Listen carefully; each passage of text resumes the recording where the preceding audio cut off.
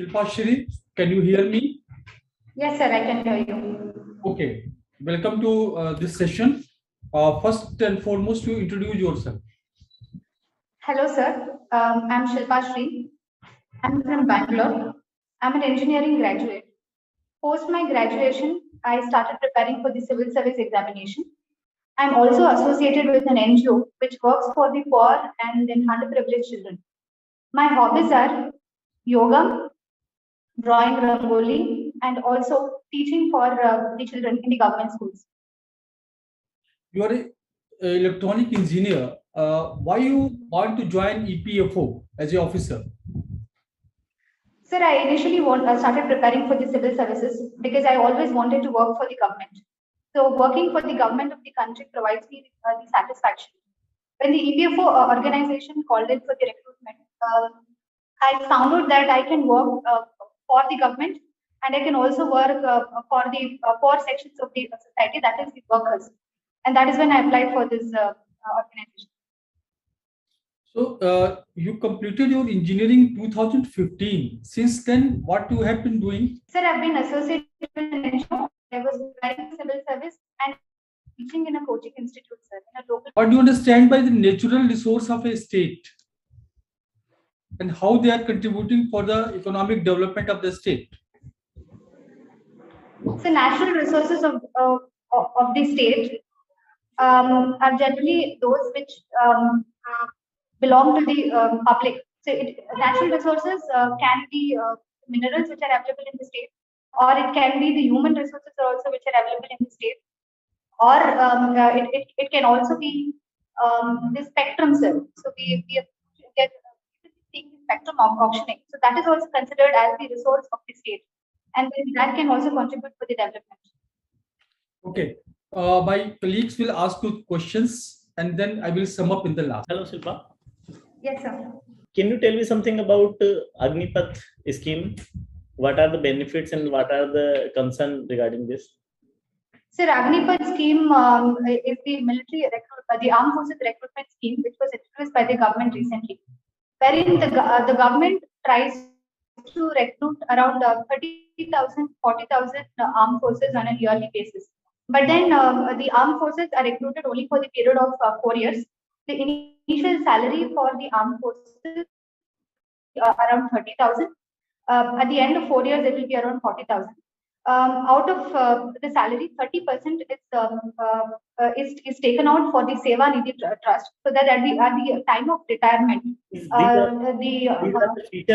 are the features of the program. I asked about the benefits and concerns. Sir, benefits from the point of view of Agniveers will be that they'll get the lump sum amount at the time of retirement. So that is one benefit which we can see. Apart from that, the government is also saying that it will look for the recruitment options for those who retire. Benefit from the side of the government can be that our defense expenditure mainly goes into the salaries and pensions. So the government is trying to reduce on that salaries and pensions. Instead, we can try to modernize our defense forces by investing more on the capital requirements of the defense. Apart from that, we can also have the younger and leaner armed forces, because the age limit is less. That is around the entry age is 74 years, and now the age has been increased to 23 years. So we can try to form the leaner and then thinner armed forces. So that's one thing, sir. That's the benefit for the country, and also the government can focus more on the capital requirements of the defense than the salaries and pensions. Okay, what will be the future of these Agniveers after 4 years? So there are a lot of companies which are coming forward to recruit these Agniveers. Apart from that, the state governments have also offered to recruit the Agniveers. They will also get the certificates and the training certificate from the government, so that they'll be recruited in the other sector, private sector, or probably the state sector. What skill will be used from these Agniveers in the private companies? Sir, what type of jobs you can think of? Sorry, sir? What type of jobs you can think of in the private companies? Sir, in the private companies, probably you can take them as the councils. Sir, usually they'll be trained to handle some kind of pressure, and then they'll also be trained in handling some of the defense equipment. So probably they can be employed in some of the defense organizations of the country itself. So that is one thing in the defense related organizations. Apart from that, they can also act as the counselors in the private organizations, wherein there is a lot of requirement of people who are trained, who are mentally trained, who are mentally strong. So probably they can act as counselors, or the private companies can give them training for their domain and then recruit them. Okay, tell me, what is the status of renewable energy in India? Sir, the government is focusing on coming up with renewable energy, basically solar power. So by 2025, they are planning to come up with 500 gigawatts of solar power. Apart from that, we are also focusing on new and renewable energy sources such as hydroelectric power and then wind energy.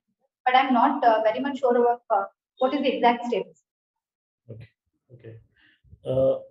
Now tell me something about Atmanirbhar Bharat Rozgar Yojana. Sir, Atmanirbhar Bharat Rozgar Yojana was basically introduced as a part of Atmanirbhar Bharat program of the government of India at the time of pandemic. The government took the responsibility of the PF contribution of which is paid by both the employee as well as the employer. That is the 10% contribution which is generally made by the employee as well as the employer by the government. And the scheme was extended accordingly, and the scheme recently ended the year March 2022. So for any new employment which is created in an organization, the government will bear both the employer as well as the employer contribution for the social security fund. Okay. And how it is different from Pradhan Mantri Rozgar Protsahan Yojana? Sir, Pradhan Mantri Rozgar Protsahan Yojana was started before the pandemic, sir. That is in the year 2016. That was also one of the schemes which was introduced for employment generation itself. And then Atmanirbhar Bharat Rozgar Yojana was the one which came up with at the time of pandemic. So the scheme has already ended, sir. Pradhan Mantri Rozgar Protsahan Yojana. If we are making the policy for EPFO to increase its coverage and ambit, then what other categories of the persons can be covered by it? Sir, right now EPFO covers only those organizations in which there are 20 or more employees which are working, and then there is a wage limit that is less than 50,000. So these are generally those organizations which are registered, that is, they are the organized sectors. But in India, we see there are a lot of unorganized sectors workers who are not even registered with the government. So probably EPFO try to bring them also under the ambit, so that the vision of EPFO to provide universal social security can be fulfilled. In that way, we can try to bring a lot of workers within the ambit of EPFO. Can we also cover not working population? Sir, even if a person is not working, he can register himself with EPFO. He can get the universal account number, and then he can also get the benefits. That provision has been made by the EPFO, sir. That also can be done, provided he's ready to contribute from his side. Even the self-employed workers or any person can register with EPFO. Hello, Shilpa. Yes, sir. Shilpa, so you have an experience of working with an NGO. Yes, sir. Great. So are you aware of FCRA license? FCRA? Yes. So Yes, sir. Yes. Tell me in brief. Sir, Foreign Contribution Regulation Act is an act which governs the contributions which the NGOs get from the foreign donors. Sir.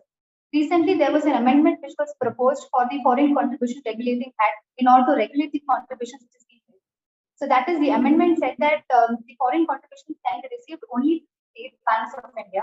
So that is one amendment which was made, and they have also put a cap on it. Shilpa, I got your point. Now tell me, does your NGO has a FCRA license? Sir, the NGO does not have an FCRA license.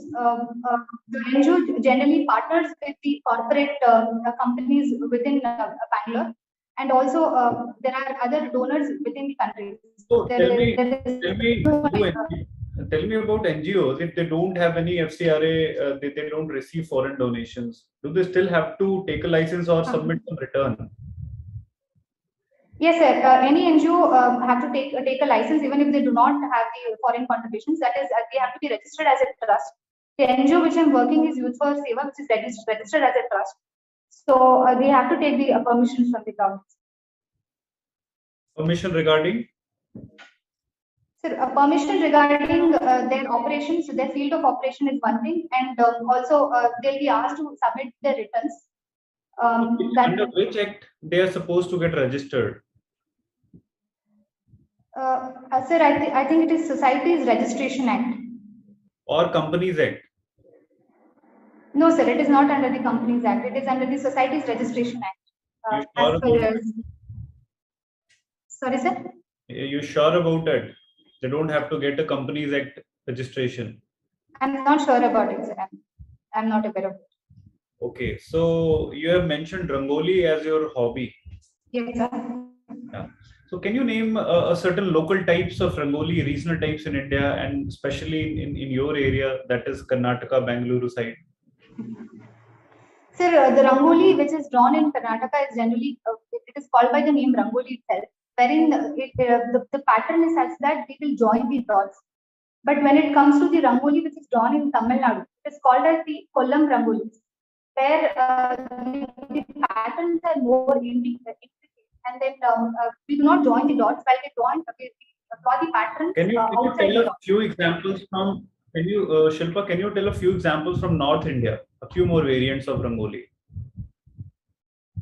Sir, there is this Mandala Rangoli which is generally seen. They draw it at the time of Diwali, where the patterns are usually Deepas or the Diyas. That's one variant. Apart from that, sir, Rangoli is also used for providing a social message. These days, Rangolis are also used for providing a social message. You have conveyed your point. Yeah. So I want to know about river disputes, which Karnataka is a party to. Can you tell which are the major ones and the name of the states in which the river disputes are actually happening? Okay. So the major river dispute is the Kaveri River dispute. That is which we have with Tamil Nadu. That is one of the major river disputes. Apart from that, we have the Mandovi River, which is the river dispute between Maharashtra and Karnataka. It's called as the Mahadayi River. And we also have the Upper Krishna project which is going on, and that is also Andhra Pradesh, Telangana, and the neighboring states. And Karnataka recently has. Okay, Shilpa, you have conveyed it. Now tell me, I mean, why are these disputes lingering on for ages, and how do you suggest where the solution lies? Sir, it is lingering on for ages because of the lack of cooperation between the state governments. So the Mandovi River dispute or the Mahadayi River dispute was kind of sorted out because of the cooperation between the state government. But when the Goa government changed, the river dispute propped up again. So probably this is basically considered as a political issue rather than the issue which is seen as a win-win situation for both the states. So that is something which needs to be resolved. Okay, fair enough. So suppose in this young age, if you have only 15 minutes a day, you have written yoga as your hobby. So Yes, what would you think would be better for health? Will it be aerobic exercises like running, cycling, or yoga? So if you have to choose one, what would you choose? Sir, I will choose yoga itself. I do not believe in gymming or the exercises. The reason being today's modern society is more focused on the exercises or aerobics, which is also hampering the health of the youngsters. I will always choose yoga, which is a safer option, sir, and it will also help in maintaining my mental. Okay, Shilpa. So can you tell if yoga strengthens the muscles as well? So can we gain the necessary muscle strength while doing yoga? Sir, yoga strengthens the muscles, but probably the gaining of the muscles is not as faster as the person gains while he goes to gym, or probably it is not as faster by performing the other exercise. Yoga is a very slow process. It is a healthy process and it's a slow process. So now looking at your own version of reply, suppose if someone needs muscle strength, muscle strengthening, so what would you suggest then? Will it be still yoga in that case? Sir, yes, sir. Muscle strength for a longer term and muscle strength which is healthier for our body, and that is yoga itself. And I would not suggest the other forms of exercise. Okay. So, are you aware what is exchange traded fund? Yes, sir. Exchange traded funds are the investment instruments, where we pool in the investments from the people, and then we invest in the range of products. So the underlying product can be a commodity, or it can be any sector, or it can be any company. They're traded similar to the stocks in the stock exchange. So, is there one product, or there are multiple commodities there? There are multiple commodities, sir. It's not just one product. So they are traded. So what is special about it? I mean, why EPFO is investing in ETF? Sir, I think when you're trying to put all your money on one product, so because of the uncertainties, it is possible that the value of the product goes down. But then when you're trying to invest in the multiple commodities, there is always this risk factor. Okay, fair enough, Shilpa. Now, thank you, sir. Rest of the interview will be taken by other panelists. So, Shilpa, I see that you graduated from MS Ramaiah in 2014. Yes, sir. So, what have you been doing since? Sir, I was preparing for civil services. I was taking up the exams. Apart from that, I was associated with an NGO. Sir, I take spoken English class. Yeah, you have mentioned that. So, since 2014, you must have given several attempts. Yes, sir. I've given 5 attempts until now. I've also been writing the state civil service exams. Okay. So, what is your optional subject? Sir, my optional subject is Kannada literature. Have you given mains with Kannada literature? Yes, sir. I've given mains twice. Okay. So, can you tell me some good authors in Kannada? Sir, Kuvempu, Shri Kuvempu is called as the Nada Kavi. He has given us the anthem. Yeah, Kuvempu is very famous. Even I, who is not, who doesn't know Kannada literature, I also know his name. Girish Karnad is one author. Girish Karnad is also very famous. Okay. Give me some, real examples. You are a student of that. Sir, Shivram Karanth. Shivram Karanth is one person. So, Chandrasekhar Kambar, Harabendra. Yes, sir. Can you discuss their works? Sir, the people whom I quoted, they were generally the Jnanapita Award winners, sir. Darabendre's work is Nakutanti, while Kuvempu got Jnanapita Award for Sri Ramayana Darshanam. And we have one of the novel of Shivram Karanth, which is called as Better the Jiva. And we prepared that novel for the civil services exams. Great. So tell me more about that novel. What is the story? So the story is about an individual who faces the who faces the challenges posed by him to life, and then he still strong, tall, like a rock. Betta in Kannada means rock. So he, in spite of facing certain challenges, he tries to overcome all the challenges. He stands tall like a rock, and then he is somebody who loves his life to the fullest. And the message which the novel tries to give is that we should not give up on our life in spite of the challenges which we face. And also it teaches us how to love the life. If you have to compare this literature, you must have read some other language books also. Can you find such a text in some other language like English or Hindi or any other language that you must have? So no, sir, I have not read any other language text as such. I can't remember right now. Can't recall right now. Okay. All right. So apart from the hobbies that you have mentioned here, do you like to do something else also? Sir, one thing is I teach the children in the neighborhood. So that is one thing which I've been doing. We also go to we organize community camps where we go and create awareness amongst the community, health awareness amongst the community. We also teach. We create this adolescent health awareness programs amongst the community children. So, Adolescents. tell me some schemes that government has for adolescent girls. Sir, I'm not able to recall right now this point. Okay. Have you heard about iron and folic acid supplements? Yes, sir. So, Yes, yeah. sir. So are these medicine is given to which age group? Sir, they're generally given to the adolescent girls in the school because of the problem of anemia. India faces the problem of anemia. That's the reason why the iron and then folic acid school the girls in the school age group. Okay.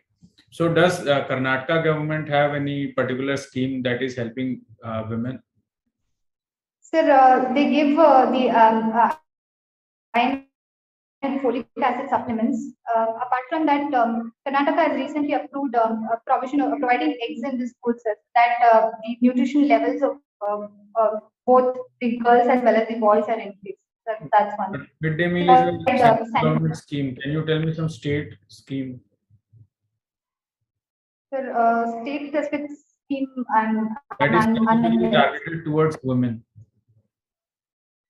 Targeted towards women. Sorry, sir, I'm not. So, what in the awareness drives that you have? What kind of things that you make people aware about? Sir, when it comes to the adolescent age groups, they are a lot of changes, hormonal changes. So we also create the menstrual hygiene programs, sir. So we teach them how they go through the menstruation cycle. What are the changes which happens in them, and then how they have to be prepared mentally. That's one thing which we teach them, and we also create awareness amongst the girls about the bad touch, good touch, and such. Bangalore used to be a garden city of India. What is the status now? Sir, it was called as the garden city of India because of the two famous parks which were developed, sir, Lal Bagh, Kaban Park, and also because of the had. But of late, because of the constructions which are happening here, and also because of road widening programs, it is not the same. The status of the trees here or the greenery here is not the same as that was earlier. What do you understand with the avenue plantation? Sir, can you repeat your question? What do you understand by avenue plantation? Avenue plantation. Yes. Sir, I'm not aware of it. Avenue plantation. Okay. What is the importance of Western Ghat? How much importance it carries for the Karnataka state? Sir, Western Ghat is a part of the it's the biosphere reserve, sir. So there are a lot of species here in the Western Ghats which needs the conservation. So that is one thing. Apart from that, it is the Western Ghats which brings rain to some of the states of Karnataka. So that's one important thing for Karnataka, Western Ghats. Mr. Ecologist Mr. Madhav Gadgil has submitted its report regarding the fragility and the importance of Western Ghat. Yes, sir. What is your take about that report? Have you gone through that report? Sir, I do not know the details of the report, but both Kasturi Rangan as well as the Madhav Gadgil committee had submitted a report regarding the Western Ghats. It was related to some of the commercial operations which can happen in the Western Ghats. I'm not aware of the details of the report. Okay. Please tell about the important national parks of Karnataka and sanctuaries. Okay. Sir, there is Bandipur National Park, there is Nagarhole National Park, and then Bannerghatta National Park, which is in Bangalore itself. We have Kabini Tiger Reserve. These are the ones which I'm. What is your take about translocation of cheetah in India from Africa?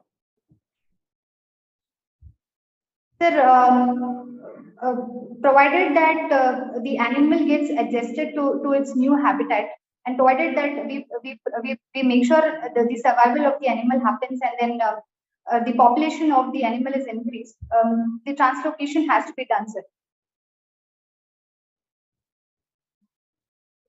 Where they will be placed after bringing in India? Sir, which national park? Sir, I'm not aware which national park. Probably it's somewhere in northern India, sir. Okay, what is the latest update regarding presidential election? Sir, the Draupadi Murmu has submitted the nomination as a presidential candidate from the NDA, while the opposition has planned to pitch in Yashwant Sinha. You are a electronic engineer.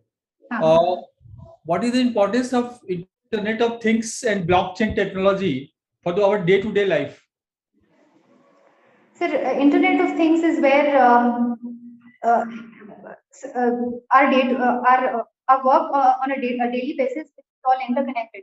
When it comes to Internet of Things, probably from the person wakes up, so we can make a person's life easier to do all the things automatically. So that is one thing.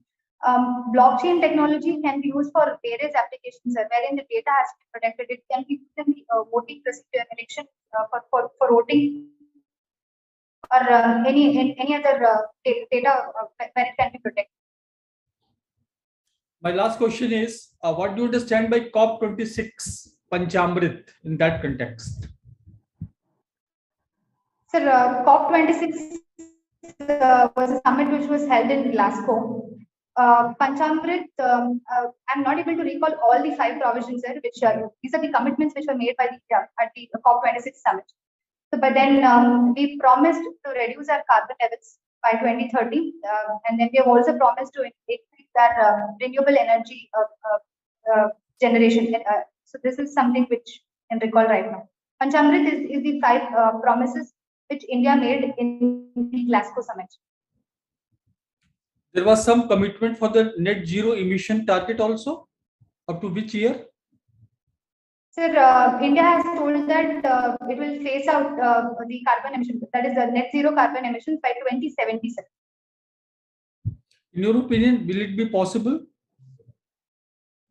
Sir, probably it will be possible if we try to increase our renewable energy. Okay.